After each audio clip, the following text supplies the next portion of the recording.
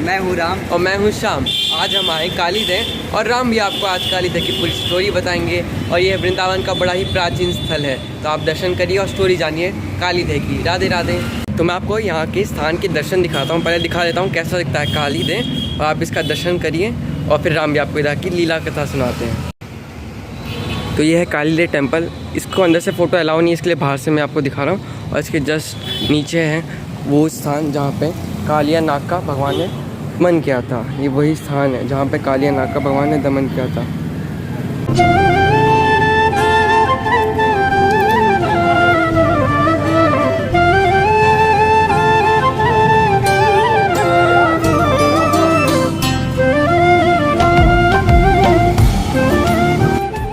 राधे राधे, हरे कृष्णा। आज हम आए हैं कालीदेह पर, और जी हाँ, ये वही स्थान है जहाँ पर भगवान श्री कृष्ण ने कालिया नाग का दमन किया था। श्रीमद् भागवत जी में बड़ी सुंदर कथा आती है कि आज से लगभग 5500 वर्ष पूर्व अर्थात द्वापर युग में भगवान श्री कृष्ण ने ये लीला की थी।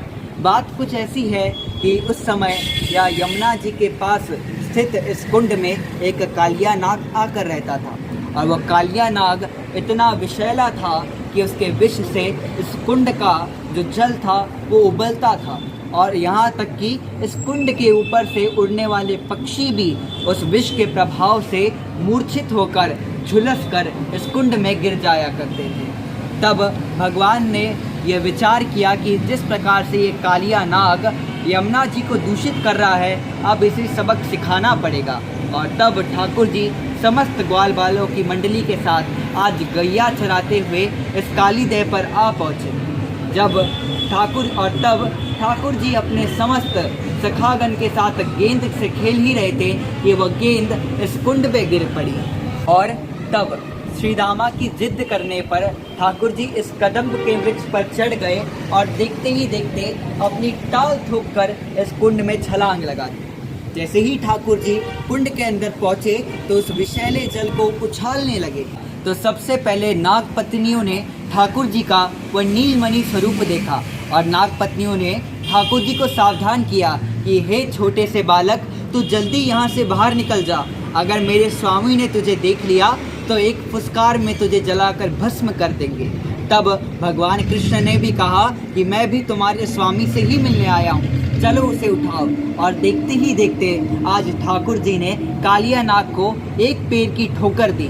और जैसा कि आप जानते हो, सर्प दुनिया में सब कुछ सह सकता है, लेकिन पैरों तली ठोकर नहीं सह सकता। और तब कालिया नाग अत्यंत क्रोधित होकर भगवान को अपनी कुंडली में जकड़ लिया। सारी ब्रजवासी ये देखकर अत्यंत व्याकुल हो गए, पीड़ित हो गए। मैया यशोदा, नंद बाबा इतने व्याकुल हो गए कि बलराम जी और सखियों ने, गोपियों ने उन्हें संभाला। और तब ठाकुर जी को पता चला कि वाकई ब्रजवासी उनसे पक्का सच्चा प्रेम करते हैं। और ठाकुर जी देखते ही देखते अपनी लीला करते हुए अपने शरीर को विस्तार रूप से फैलाने लगे, और कालिया नाग की कुंडली ढीली पड़ गई। और समय आने पर भगवान श्री कृष्ण ने उस कालिया नाग के फन पर छलांग मारकर उसके फन पर चढ़ गए, और देखते ही देखते एक फन से एक फन पर उछल कूद कर ठाकुर जी बड़ा सुंदर नृत्य करने लगे, और उसके 101 फनों को ठाकुर जी ने लहूलुहान कर दिया।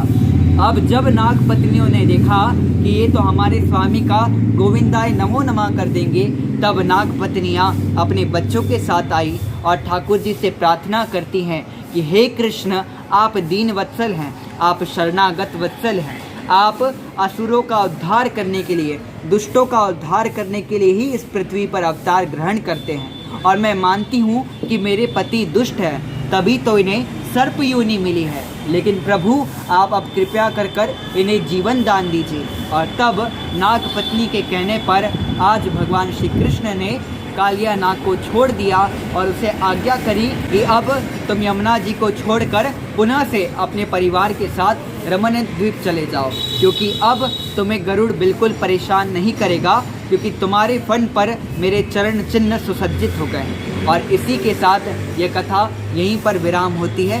राधे राधे। राधे राधे। तो आप इस कदम के वृक्ष का अच्छे से दर्शन कर लीजिए। ये वही 5000 साल पुराना वृक्ष है जिसमें से श्री कृष्ण जी ने छलांग लगा के सभी की रक्षा की थी और कालियानाग का दमन किया था। और जब भी वृंदावन आए इस दिव्य स्थान का दर्शन करिए और इस झाड़ की परिक्रमा लगाइए। राधे राधे। तो आज के लिए बस इतना ही। कथा कैसी लगी प्लीज़ कमेंट करके बताना, और चैनल पर नहीं हो तो प्लीज़ चैनल को सब्सक्राइब करना। ऐसे ही लगातार 100 डेज और 100 केजी वीडियोस आने वाली हैं, तो प्लीज़ सबके साथ शेयर करिए। मिलते हैं कल एक न्यू वीडियो के साथ। राधे राधे।